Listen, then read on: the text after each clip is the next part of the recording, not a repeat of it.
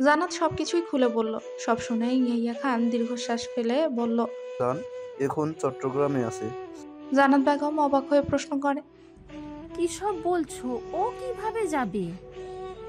এইটুকু শুনে তুমি হবা করছো? জান কি পাগলামি করছো? তা তুমি নিজের চোখে না দেখলে বিশ্বাস করবে না। আমার মাথায় কিছুই ঢুকছে না। সব কিছু বলো তো। পরে বলবো। বাড়িতে কিভাবে ম্যানেজ করবে তুমি ভালো জানো। রাখছি, কোনো খবর হলে জানাবা।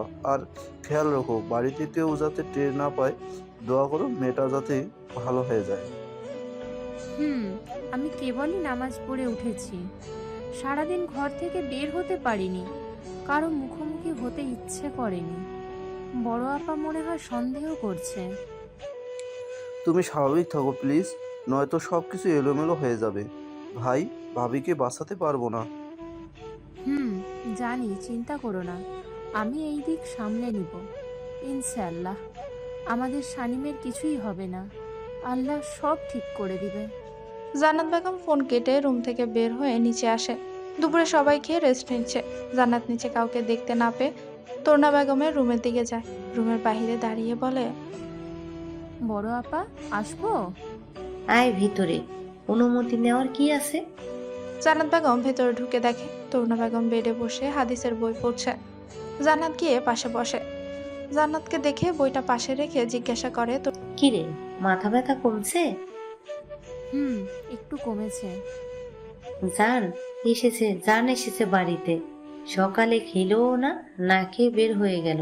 জান্নাত বেগম চমকে উঠল। কি বলবে ভেবে পাচ্ছে না। তরুণা বেগমকে কিছু বুঝতে দেওয়া যাবে না, তাই জোরপূর্বক হেসে বলল। না বড় আপা, আসেনি এখনো। আর বললো না তো, খাবার নিয়ে কেন যে এদের এত সমস্যা বুঝি না। ঠিক বলছিস, খাওয়া নিয়ে এদের যে কেন এত প্রবলেম আমি বুঝি না। এভাবে বেশ কিছুক্ষণ কথা বলল তারা দুজন। জান্নাত বেগম স্বস্তির নিঃশ্বাস ছাড়ে। তরুণা বেগম কিছু বুঝতে পারেনি। হাজার লাইলা দুজনে মেয়েদের কোয়ার্টারে গিয়ে গোসল করে নিয়েছে। শান্ত তাদের দুজনের জন্য ড্রেসের ব্যবস্থা করে দিয়েছে, কারণ শরীর ধুলোবালি রক্ত লেগেছিল। এখন কিছুটা ভালো লাগছে। আইসিইউর সামনেই তিনজন বসে আছে। অপেক্ষার প্রহর যেন শেষই হচ্ছে না। মাগরিবের আজানের আগে জানের ঘুম ভাঙে। চোখ মেলে তাকিয়ে দেখে সে সানিমের হাতের উপরেই শুয়ে আছে। জান মলিন মুখে সানিমের মুখের দিকে তাকিয়ে থাকে। সানিমের এই নিস্তব্ধতা কিছুতেই মেনে নিতে পারছে না জান। জানের মনে হচ্ছে তার বুকের ভেতর কেউ ছুরি চালিয়ে দিচ্ছে। Come back. Nothing feels good. রাত ৮টা। জান একইভাবে বসে আছে, একটু নড়ছেও না। লায়লা হাজাল ইয়াহিয়া খান অনেক বুঝিয়েছে, কিন্তু ফলাফল শূন্য। জানকে কেউ নড়াতে পারেনি। তার এক কথা, সে তার সানশাইনের কাছ থেকে কোথাও যাবে না। সবাই হতাশ হয়ে ফিরে গেছে। খান বাড়িতে সবাই খাবার খেতে বসেছে। জানকে না দেখে আইয়ুব খান বলল। জান্নাত বেগম তরুণা বেগমের দিকে করুণ দৃষ্টিতে তাকিয়ে আছে। তরুণা বেগম জান্নাত বেগমকে চোখ দিয়ে আশ্বস্ত করলেন। স্বামীর দিকে তাকিয়ে বললেন। জান বাড়িতে নেই। সবাই অবাক হয়ে তাকালো তরুণা বেগমের দিকে। আইয়ুব খান কিছু বলার আগে আফাজ খান বলল। কি বলো? ভাবিজান আবার কোথায় গেছে? আরে, 2 মাস পরে থেকেই তো জানের পরীক্ষা। আজ আমার কাছে এসে বলল ও বন্ধুদের সাথে রাঙামাটি ঘুরতে যাবে 3-4 দিনের জন্য। তাই আমিও আর না করিনি। ছেলেটা তেমন কোথাও যায় না, তাই আমি মানা করিনি। তরুণা বেগমের কথা শুনে সবাই চুপ করে আছে। আইয়ুব খান বলল। সকালবেলা বলতেই চাইছিল, কিন্তু সানিমের কথা উঠতেই তোমরা ফোনে কথা বলে চলে গেলে। অফিসেও আর বলে উঠতে পারেনি। আর ছেলেটা কোথাও তো যায় না, যাক না, ঘুরে আসুক। থাক ভাইজান, বাদ দেন। ছোট মানুষ, ঘুরে আসুক না। ওভাবে বলো না ভাইজান। কেউ আর কোনো কথা বলল না। যে যার মতো খেয়ে নিজেদের রুমে চলে গেল। এবার তরুণা জান্নাত বেগমের কথা বলি। জান্নাত বেগম তরুণা বেগমকে বলেছে। বড় আপা, জান ট্যুরে গেছে কাউকে না বলে। আমাকে ফোন করে বলল। এখন কি করব বলো তো? কি বলছিস সেজো? বুঝলাম না কিছু। তোমার আদরের ছেলে কাউকে কিছু না বলে বন্ধুদের সাথে ঘুরতে গেছে রাঙামাটি। আমাকে ফোন করে বলছে তুমি বাড়িতে একটু ম্যানেজ করো। আমি কি করব বলো তো? ওর আব্বু শুনলে আস্ত রাখবে না আমাকে। বাড়ির সবাইকেই বা কি বলবো? তুই চিন্তা করিস না, আমি ব্যাপারটা দেখছি। আর ওর আব্বুকে কিছু বলিস না, এখন তো আর ছোট না। যাক, ঘুরে আসুক ছেলেটা, তুই চিন্তা করিস না, আমি সামলিয়ে নিবনি। জান্নাত বেগম মাথা নাড়িয়ে নিজের রুমে চলে গেলেন আর মনে মনে বললেন, তিনজন মানুষ রাত থেকে না খাওয়া, সারাদিন পানি পর্যন্ত খায়নি, একইভাবে আইসিইউর সামনেই বসে আছে। শান্ত আরো অনেক অফিসার তাদের বলেও সরাতে পারেনি। জান্নাত বেগম নামাজে বসে দুহাত তুলে কান্না করছে আর সানিমের জন্য দোয়া করছে। সেও সারাদিন কিচ্ছু খেতে পারেনি, গলা দিয়ে খাবার নামেইনি তার। রাত প্রায় 12টার কাছাকাছি। আসলির ঘুম আসছে না বলেই ফেসবুকে ঢুকে, তখনই একটা নোটিফিকেশন আসে। আসলি ভ্রু কুচকে যায়, এত রাতে তাকে কে নক দিবে? মেসেজ চেক করে দেখে আইহান নামে আইডি থেকে কেউ মেসেজ দিয়েছে। আসলে তেমন গুরুত্ব দিল না, সে নিজের মতোই ফেসবুকের নিউজ ফিডটা ঘুরে দেখছে। হঠাৎ একটা নিউজে চোখ আটকে যায়। চট্টগ্রাম জাহাজ বন্দর থেকে 300 মেয়েকে পাচারকারী চক্রের হাত থেকে উদ্ধার করেছে সেনাবাহিনী, কিন্তু পাচারকারী চক্রের কাউকেই ধরতে পারেনি। আসলি নিউজটা দেখে খুশি হয়, আবার আফসোসও করলো কেন নারী পাচারকারীদের ধরতে পারেনি। এর মধ্যে আবার মেসেজ আসে। আসলি বিরক্ত হয়ে মেসেজ সিন করে। প্রথম মেসেজে সালাম দিয়েছে, তারপরে লিখেছে কেমন আছেন। আসলি সালামের উত্তর দিয়ে বলল, এত রাতে অচেনা একটা মেয়েকে মেসেজ দিয়ে বসছেন কেমন আছেন? আজব তো, আপনার খেয়ে দে কাজ নাই, মেরে বিরক্ত করা ছাড়া। ওপাশ থেকে বেশ কিছুক্ষণ পর মেসেজ আসে। ম্যাডাম এত রেগে যাচ্ছেন কেন? আপনি তো আমার অপরিচিত। মানে? সরি, আমি আইহান রহমান। দেখেন তো, চেনা চেনা লাগে নাকি? আসলি ছেলেটার প্রোফাইল চেক করে ছবিটা দেখলো, তারপর মনে পড়লো এটা তো নাজলির দেবর। আসলি নিকলো, আরে আপনি কেমন আছেন? আর সরি, চিনতে পারিনি। It's okay. না, চেনারি কথা কখনো তো ফোনে কথা হয়নি। কেমন আছেন আপনি? আর বাড়ির সবাই কেমন আছে? জি আলহামদুলিল্লাহ, আমি ভালো আছি। আর বাড়ির সবাই ভালো আছে? আপনাদের বাড়ির সবাই কেমন আছে? জি আলহামদুলিল্লাহ ভালো। বিরক্ত করলাম না তো? আসলে বিরক্ত লাগলেও কিছু বলতেও পারছে না, বোনের দেবর বলে, তাই জোরপূর্বক বলল, আরে তেমন কিছু না। এত রাতে লাইনে দেখে নক দিলাম। ঘুম আসছিল না, তাই ফেসবুক চালাচ্ছিলাম। ও আচ্ছা, রাতে খেয়েছেন? আপনি? কিছুক্ষণ আগে খেলাম। ও আচ্ছা, পরে কথা হবে, ঘুম পাচ্ছে, রাখি, আল্লাহ হাফিজ। আসলে আয়হানকে আর কিছু বলার সুযোগ না দিয়ে অফলাইনে চলে যায়। ফোনটা বেডে রেখে বারান্দায় গিয়ে দাঁড়ায়। আসলির আজ মনটা খারাপ, কেন যেন নিজেও জানে না। আসলি অন্ধকার আকাশের দিকে তাকিয়ে আছে, মনে হচ্ছে আকাশের তারার মেলা বসেছে। আসলে আকাশের দিকে তাকিয়ে বলল, সহজে পাইলে মানুষ হীরাকেও কয়লা ভাবে, আর যারা শান্তভাবে সব সহ্য করে তারা গভীরভাবে আহত হয়। আসলে চোখ থেকে এক ফোঁটা পানি গড়িয়ে পড়লো। রাত তখন ভোর 5টা। সানিম পিটপিট করে চোখ মেলে তাকায়, আশেপাশে চোখ বুলিয়ে বুঝতে পারে এটা হসপিটাল। সানিম একটা দীর্ঘশ্বাস ফেলে মনে মনে বলে, আল্লাহ আমাকে আরেকটা সুযোগ দিল বাঁচার জন্য। সানিম চোখ বন্ধ করে নেয়। হঠাৎ অনুভব করে ডান হাতের উপর ভারী কিছু রাখা হয়েছে। সানিম ঘাড় কাত করে তাকায়, আর যা দেখলো তাতে চমকে গেল। সানিম চোখ বন্ধ করে আবার তাকায়, না সে ভুল দেখছে না, তার হাতের উপরই জান শুয়ে আছে। সানিমের ঠোঁটের কোণে হাসি ফুটে ওঠে। সানিম একটুও নড়ল না, যদি জানের ঘুম ভেঙে যায় তাই। সানিম এক ধ্যানে তাকিয়ে আছে জানের দিকে। মুখটা কেমন মলিন লাগছে, চুলগুলোও কেমন এলোমেলো হয়ে আছে, টি শার্টটাও ময়লা হয়ে গেছে। জান কিভাবে আসলো বাড়ির সবাইকে জেনে গেছে সব? সানিমের মাথায় হাজারটা প্রশ্ন ঘুরছে, কিন্তু কোনো উত্তর মিলছে না। সানিমের ভাবনার মাঝে একটা নার্স আসে, সানিমকে তাকিয়ে থাকতে দেখে হাসি মুখে বলল, যাক, অবশেষে আপনার জ্ঞান ফিরেছে। আস্তে কথা বলুন, নয়তো উঠে যাবে। নার্স মুচকি হেসে আসতে বলল, ওকে ওকে, এখন কেমন লাগছে? আলহামদুলিল্লাহ ভালো। জানি না এ নিয়ে আপনার কি হয়, বাট আপনার হাত 1 সেকেন্ডের জন্য ছাড়েনি। যখন থেকে এসেছে তখন থেকে এভাবেই বসে আছে। সানিম অবাক হলো, এটা সে কোন জানকে দেখছে, তার বিশ্বাস হচ্ছে না। সানিমের ভাবনার মাঝে নার্স আবারও বলে, হাজার বলেও কেউ তাকে এখান থেকে সরাতে পারেনি। তার মুখে একটাই কথা ছিল, সে তার সানশাইনের কাছ থেকে কোথাও যাবে না। কাল থেকে মুখে কিচ্ছু তুলেনি। শুধু এনি একা না, বাইরে আরও 3 জন বসে আছে, তাদেরও সেম অবস্থা। সানিম অবাকের উপর অবাক হচ্ছে, জান তার জন্য এত পাগলামো করেছে। সানিম শুধু মুখে বলল, বাইরে যারা আছে তাদের একটু ডেকে দিবেন প্লিজ। শিওর, আপনি অপেক্ষা করুন, আমি ডেকে দিচ্ছি। ডক্টরকে তো খবর দিতে হবে। নার্সটি বাহিরে চলে গেল। কিছুক্ষণের মধ্যে হুড়মুড়িয়ে 3 জন ঢুকে। সানিমকে হাজার লায়লা হালকা জড়িয়ে ধরে কেঁদে দেয়। সানিম বলে, হয়েছে, এবার তোরা থাম, আমি ঠিক আছি। লায়লা হাজার সানিমকে ছেড়ে দিয়ে একটু সরে দাঁড়ায়। ইয়াইয়া খান সানিমের কপালে চুমু খেয়ে বলে, অনেক ভয় পেয়ে গিয়েছিলাম। কেন ভেবেছিলে আমি মরে যাব? একটা থাপ্পড় দেব, বাজে কথা বললে। সানিম হাসছে। ইয়াইয়া খানের কথাটা জোরে বলে। জানের ঘুম ভেঙে যায়। চোখ মেলে তাকিয়ে দেখে সানিম হাসছে। পাশেই তার বাবা সানিমকে বকছে। লায়লা হাজাল মিটিমিটি হাসছে। জান বসা থেকে উঠে দাঁড়ালো। সানিমের কাছে গিয়ে মাথায় হাত রেখে জিজ্ঞাসা করলো, তুমি ঠিক আছো সানশাইন? আমি ঠিক আছি। নিজের কি অবস্থা করেছিস বলতো? আমার কথা বাদ দাও, আমি ঠিক আছি। সানিম কিছু বলার আগে ডক্টর ঢুকে সানিমকে চেক আপ করে বলল, রুগী আউট অফ ড্যান্ড্রাস। ধন্যবাদ ডক্টর। এটা আমাদের দায়িত্ব। নার্স রুগীকে কেবিনে শিফট করে দাও। জানে সহ্য হলো না আর বারবার রুগী বলায় কিছুটা জোরেই বলল, কি রোগী করে যাচ্ছেন? আমার সানশাইন একদম সুস্থ, রোগী কেন হতে যাবে? সবাই অবাক হয়ে তাকিয়ে আছে। সানিম তো শুধু তার জানকে দেখছে। জানের এই রূপ কিছুতেই মেনে নিতে পারছে না সে। ডক্টর মুচকি হেসে বলে, সরি, ভুল হয়ে গেছে আমার। আমি আর রুগী বলবো না। এবার খুশি? জান আর কিছুই বলল না। কিছুক্ষণের মধ্যেই সানিমকে কেবিনে দিল।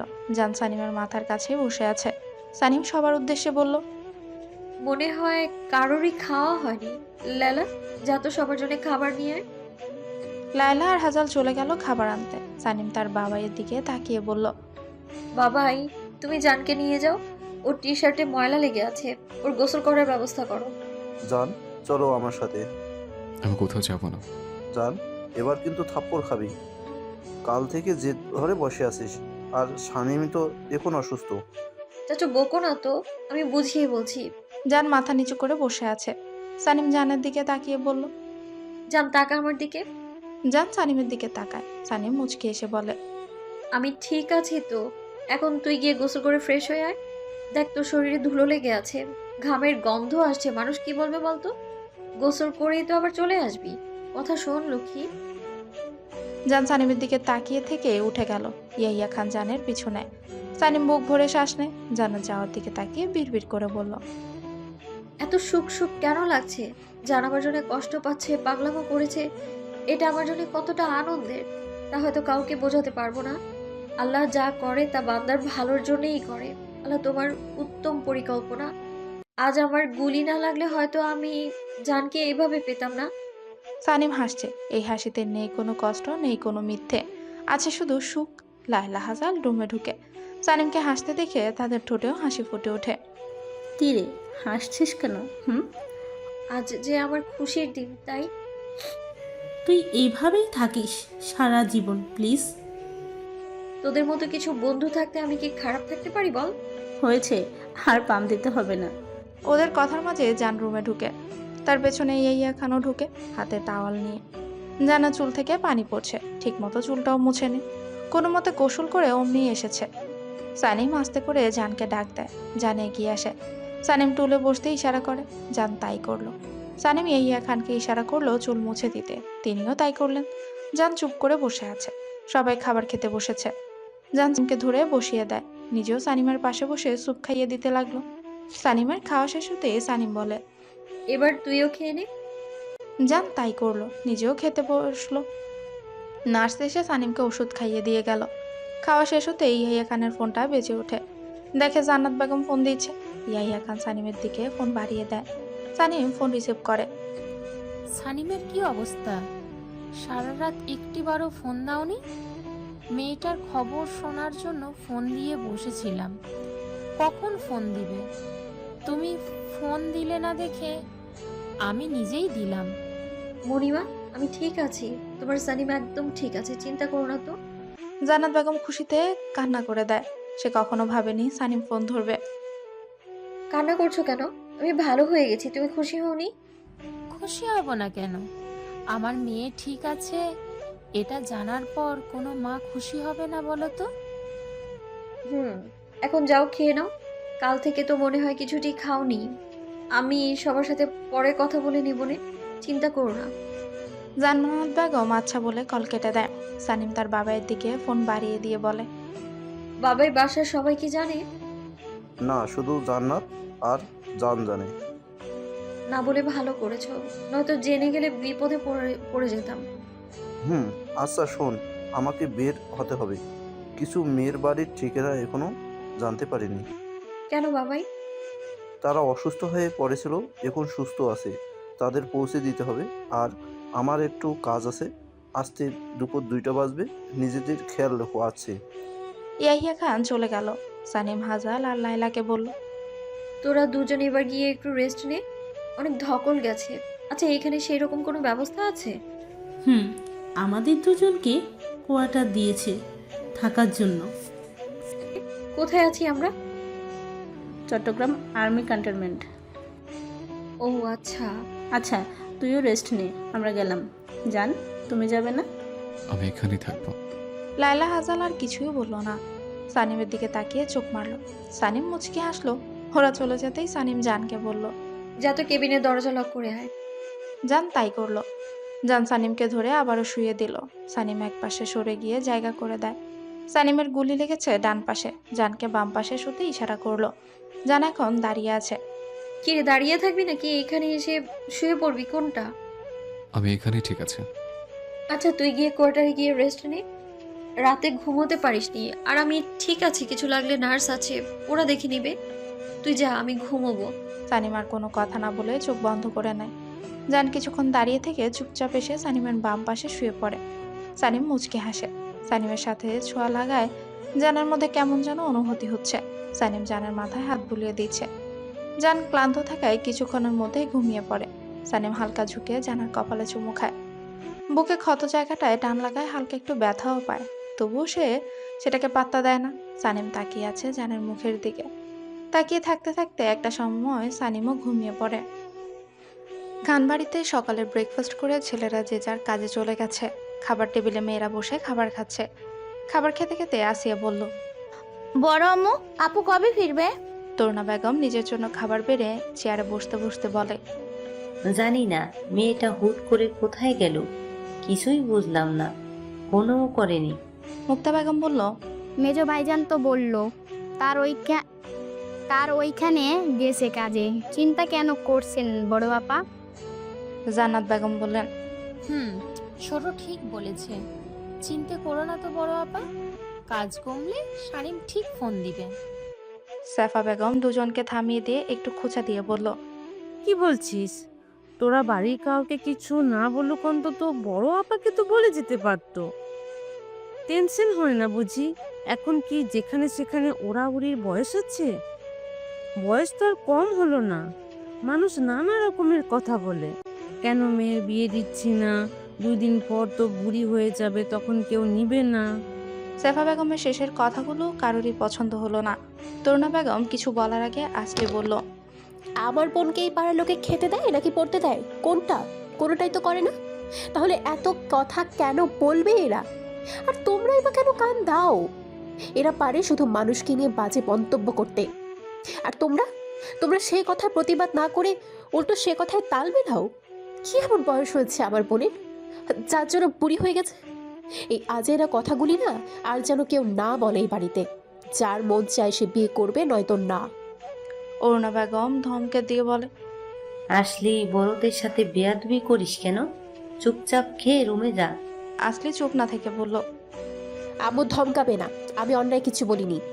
আর আর একটা কথা, বিয়ে নিয়ে আপুকে যদি জোর করো, আমার থেকে খারাপ কেউ হবে না। আমার জীবনটা নষ্ট করে তোমাদের স্বাদ মেটেনি, নতুন করে তামাশা করতে চাইছো মানুষের কথা শুনে? আবারও বলছি, বাড়াবাড়ি করো না, জীবনটা আপুর, তাই তাকেই ভাবতে দাও। আসলে কথাগুলো বলে নাক খেয়ে উপরে চলে গেল। তরুণা বেগমের চোখে পানি ছলছল করছে।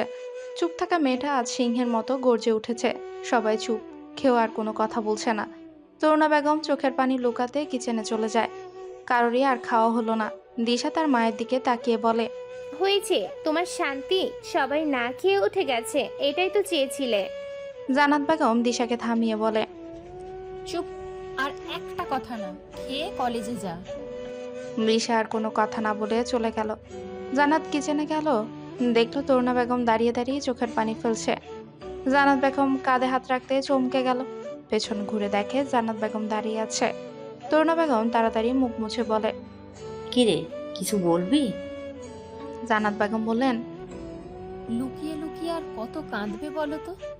যা হবার হয়ে গেছে, এতে আমাদের কারোরই হাত ছিল না। তরুণা বেগম মলিন মুখে বলে, সত্যি তো, আমরা ওর জীবনটা নষ্ট করে দিয়েছি। হাসি খুশি মেয়েটা আমার কারো সাথে কথা বলে না, একটু যা কথা বলে সেটাও সানিমের সাথে। জান্নাত বেগম দীর্ঘশ্বাস ফেলে বলল, বড় আপা, প্লিজ এইভাবে বলো না। আমার তো ইচ্ছে করে কিছু করিনি। বাবা মা কি কখনো সন্তানের খারাপ চাই বলো তো? তরুণা বেগম শান্ত কণ্ঠে বলে, আমাদেরও ভুল ছিল সেজো, সেটা ভুলে গেলে চলবে না। আমরা যদি একটু সতর্ক হতাম তাহলে এমন হতো না। জান্নাত বেগম অসহায় মুখ করে বলে, আচ্ছা বাদ দাও এখন এসব। আর শানিমের বিয়ে নিয়ে কিছু বলো না। আগেরবার কি হয়েছিল মনে নেই? তরুণা বেগম থালাবাটি মাজতে মাজতে বলল, সে কি ভুলার মতো নাকি? যাই হোক, তুই যা, আমি এগুলো ধুয়ে রাখছি। আমিও হেল্প করছি তোমার সাথে। তরুণা বেগম বাধা দিয়ে বললেন, আমি করতে পারবো, তুই যা। জান্নাত বেগম তরুণা বেগমের কথা শুনল না, জোর করে হাতে হাতে সব কাজ করে দিল। আজ কাজের মেয়েটা আসেনি। মুক্তা বেগমও খাবারগুলো ফ্রিজে রেখে টেবিল পরিষ্কার করে। সেফা বেগম আগে রুমে চলে গেছে। এই মহিলা একটু না, বেশি কামচোর। সারাদিন কার মেয়ে কি করলো, কোথায় গেল, যে কয়টা বিয়ে করলে এসবই করে বেড়ায়। এটা আবার মানুষের বাসায় গিয়ে গীবত করার স্বভাব। সবারই জানা, তাই কেউ কিছু বলে না। কি বা বলার আছে, বললে শুনবে নাকি? তাই তো বাসার কারোর সাথে তেমন কথা বলে না। বাড়ির মহিলারা কাজ শেষ করে রেস্ট নিতে চলে যায়, আর মেয়েরা যে যার কলেজে গেছে। সানিমের ঘুম ভাঙে বেলা 11টার দিকে। জান এখনো শান্তিতে ঘুমিয়ে আছে সানিমের গা ঘেঁষে। সানিমের মুখে হাসি ফুটে ওঠে। তখনই দরজা খুলে ভেতরে প্রবেশ করলো একটা নার্স। সানিম দরজা নক করতে বললেও জান লক করেনি, শুধু চাপিয়ে রেখেছিল। জানকে সানিমের পাশে শুয়ে থাকতে দেখে একটু জোরেই বলল, এই এই কি করছেন? রোগীর পাশে শুয়ে আছে কেন? উঠুন। সানিম রাগী দৃষ্টিতে তাকায় নার্সটির দিকে। এতে নার্সটা চুপসে যায়।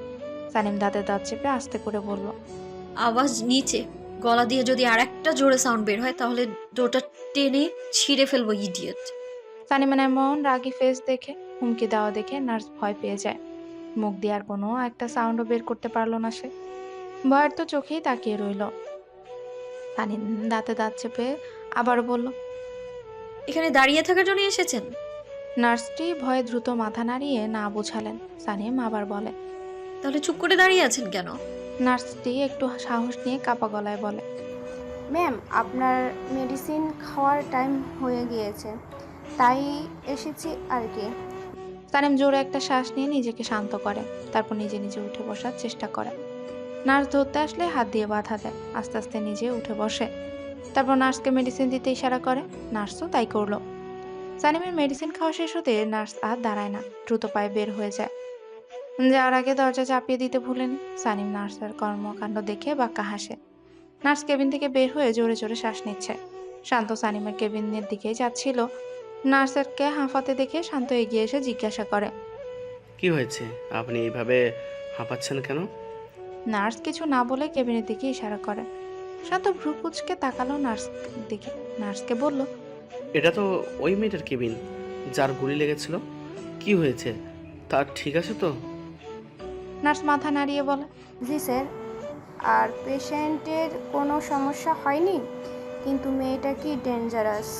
এই অসুস্থ অবস্থায় আমাকে কিভাবে হুমকি দিল, আমি বা আর এ মুখও হব না। নার্স মেয়েটা বিড়বিড় করতে করতে চলে গেল।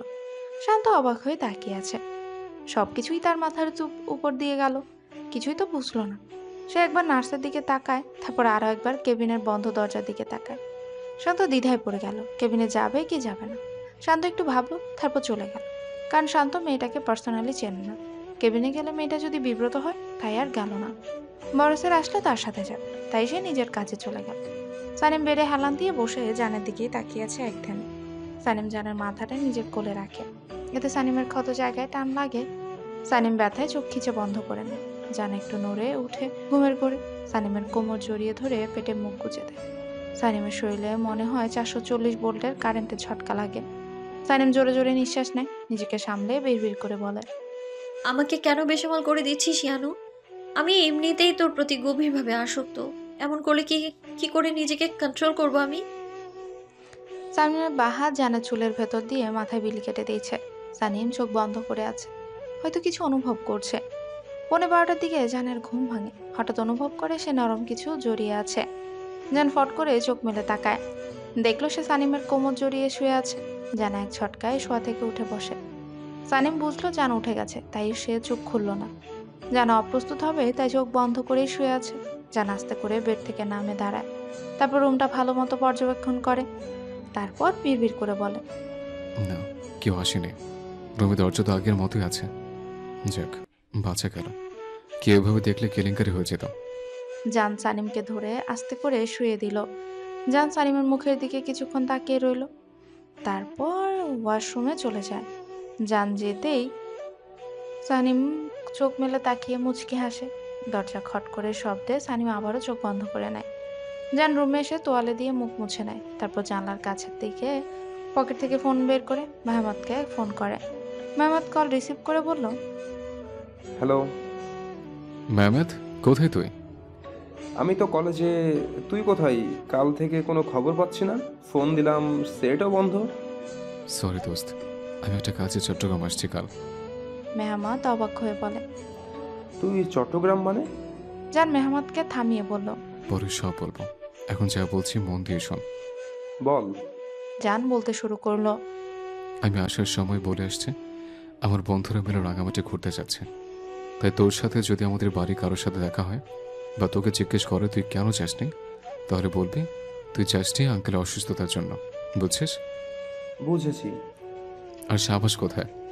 ও তো নানির বাড়ি গিয়েছে, পরশু আসবে। ভালো হয়েছে, থাক তাহলে। ওকে কিছু বলার দরকার নেই, রাখছি। আল্লাহ হাফিজ। আল্লাহ হাফিজ। মেহমত কিছুই বুঝলো না, পরে জানের থেকে শুনে নিবে তাই মাথা ঘামালো না। হঠাৎ মনে পড়লো জান তো ঢাকাতে নেই, তাহলে এশার সাথে দেখা করাই যায়। যেভাবে সেই কাজ। মেহমত চলে গেল এশার কলেজের সামনে, দাঁড়িয়ে অপেক্ষা করতে লাগলো কখন এশা কলেজ থেকে বের হবে। বেশ কিছুক্ষণ পর এশা কলেজ থেকে বের হয়।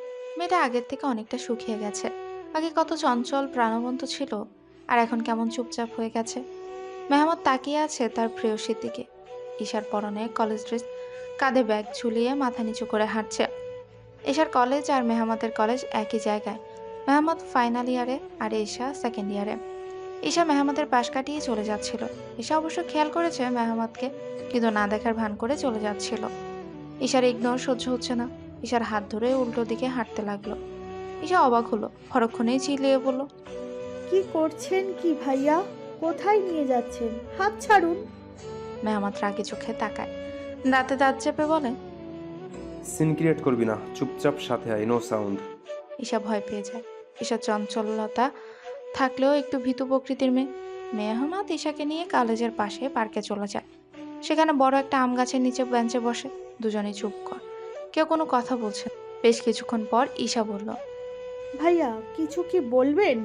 ঈশার কথায় মেহমত চোখ তুলে তাকায়। ঈশা মাথা নিচু করে নেয়, আমতা আমতা করে বলে, না মানে বাসায় যাব, কিছু বলার থাকলে বলেন, নয়তো আমি চলে যাচ্ছি। মেহমত এখনো তাকিয়ে ভাবছে যে মেয়ে তার সাথে কথা বলার জন্য পাগলামো করতো, কাছে আসলে ঠেলেও দূরে সরানো যেত না, সেই মেয়ে আজ এই কথা। মলিন হাসলো মেহমত। সত্যি তো, কম তো কষ্ট দেয়নি এই মেয়েটাকে। ঈশার দিকে তাকিয়ে বলল, চেহারার একে হাল করেছো, দেখে তো মনে হচ্ছে স্বামী মারা গেছে, কিন্তু আমি তো এখনো জীবিত, তাহলে এমন হাল কেন? ঈশা চমকায়। সে কেমন ফ্যালফ্যাল করে তাকিয়ে আছে মেহমতের দিকে, তা দেখে হাসে মেহমত। ঈশার সামনে হাঁটু গেড়ে বসে ঈশা দুহাত নিজের হাতের মুঠোয় নিয়ে বলে, সরি বলবো না, কারণ সরি বললেও তোমাকে দেওয়া কষ্ট কমে যাবে না। বিশ্বাস করো, আমি তোমাকে কষ্ট দিতে চাইনি। বিশ্বাস করো, এছাড়া আমার কাছে কোনো উপায় ছিল না। বারবার তোমাকে ইগনোর করতেও ভালো লাগতো না। ওই দিন একটু বেশি হয়ে গিয়েছিল, তার জন্য সরি। আমি চাইনি খারাপ ব্যবহার করতে, কিন্তু ভয় হতো জান যদি আমাকে ভুল বুঝে বন্ধুত্বের সম্পর্ক নষ্ট করে দেয় তখন কি করব। ভালোবাসার জন্য আমি এত বছরের বন্ধুত্বে যদি ফাটল ধরে আমি যে শেষ হয়ে যাব। তার থেকে বড় কথা, তোমরা বড় লোক আর আমি গরিব ঘরের সন্তান। তোমাকে যদি আমি বিলাসিতার জীবন দিতে পারবো না, আমার কাছে তুমি কষ্ট ছাড়া কিছুই পাবে না। কি করে জেনে বুঝে তোমাকে আমার জীবনে আসতে দিলাম বলো? তোমার সাথে খারাপ ব্যবহার করার পর থেকে ঠিক মতো খেতে পারতাম না, ঘুমাতে পারতাম না। মনে হতো প্রিয় কিছু হারিয়ে যাচ্ছে জীবন থেকে। 7 দিন তুমি কলেজে আসোনি। তোমাকে এক নজর দেখার জন্য ছটফট করেছি। তোমার বাসার সামনে গিয়ে ঘন্টার পর ঘন্টা দাঁড়িয়ে থেকেছি একটু দেখার আশায়। না পাইনি দেখা। তুমি কলেজে আসলে, কিন্তু আগের মতো চঞ্চল হাসি খুশি ভাবটা আর নেই। চুপচাপ, কেমন মন মরা চেহারা, কেমন অবস্থা করেছো শুধু আমার জন্য। আর তোমার ইগনোর আমার সহ্য হচ্ছিল না।